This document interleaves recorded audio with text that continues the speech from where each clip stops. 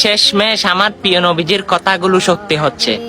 আমার প্রিয় নবীজি বলে, শেষ জবানায় মানুষ ইসলাম থেকে সরে যাবে এবং ইসলামিক কর্মকাণ্ডগুলো তাদের থেকে ভালো লাগবে না। হ্যাঁ, বর্তমান যুগে সেটাই হচ্ছে।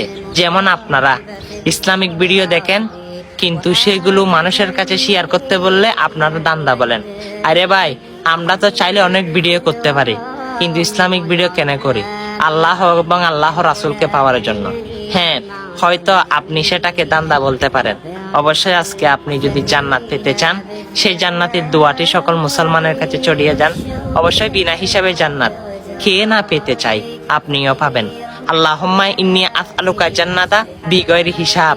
হ্যাঁ, অবশ্যই অনেক ভিডিও শেয়ার করেন।